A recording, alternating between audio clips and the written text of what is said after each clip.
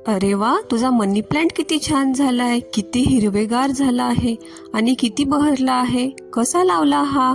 असं विचारणाऱ्या माझ्या मित्रमैत्रिणींसाठी मी स्मिता घेऊन येत आहे आपलं नवीन YouTube channel Smita's creative wings. आणि या चॅनलमध्ये आपल्या सगळ्यांचे स्वागत आहे. हे बघू शकतात हा मनी प्लांट किती छान बहरला आहे, किती हिरवेगार पानं झालेले आहे आणि तो किती सुंदर दिसतो आहे. तर मी हा कसा लावला? मनी प्लांट हा इंडोर प्लांट म्हणून ओळखला जातो. तो घरामध्ये किंवा बाहेरही खूप छान बहरतो. हे बघा, मी माझ्या घराबाहेर खूप झाडे लावलेली आहे. खूप सुंदर सुंदर प्लांट लावलेले आहे. मला सुरुवातीपासूनच प्लांट लावण्याची खूप आवड आहे. माझ्या बगीच्यामध्ये मी खूप साऱ्या प्रकारची वेगवेगळ्या तऱ्हेची झाडे लावलेली आहे.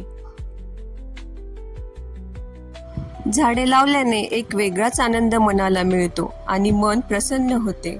घरासमोर झाडे लावली तर घरामध्ये एक पॉझिटिव्ह एनर्जी येते असं मला तरी वाटतं.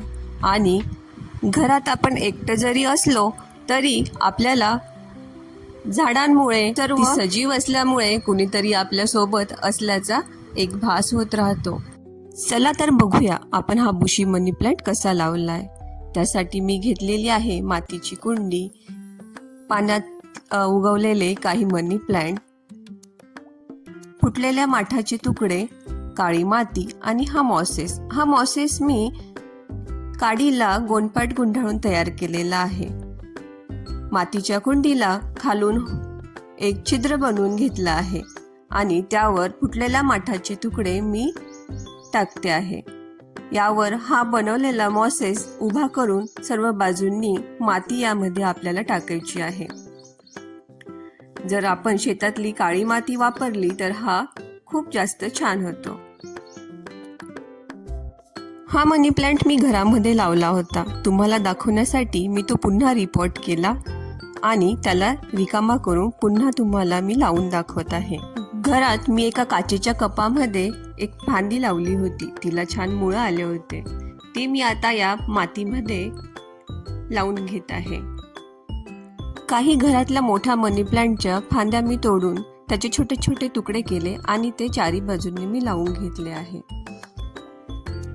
मनी प्लांट हे पैशाचं झाड असं संबोधलं जातं. असं म्हणतात की ज्याच्याकडे पैसा असतो त्याच्याकडे हे झाड बहरतं. खरं तर या वेलीकडून आपण शिकायचं असतं. हिला पुरेसा सूर्यप्रकाश नसतो, पोषक वातावरण नसतं, रोज पाणी मिळत नसतं, तरीही ही वेल न डगमगता बहरत राहते आणि हिरवीगार होते. तर या वेलीकडून आपण शिकायचं असतं.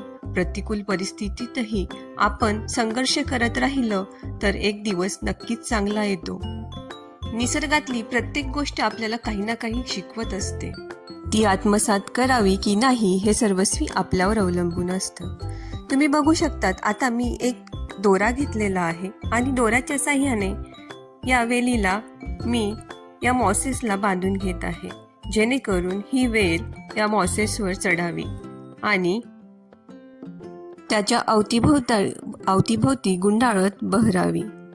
तर मित्रमैत्रिणींनो, तुम्हाला हा व्हिडिओ कसा वाटला हे कमेंट करून नक्की कळवा. हा आहे आपला बुशी मनी प्लांट. 3 ते 4 महिन्यामध्ये हा माझा व्हिडिओ बघितल्याबद्दल मनापासून धन्यवाद.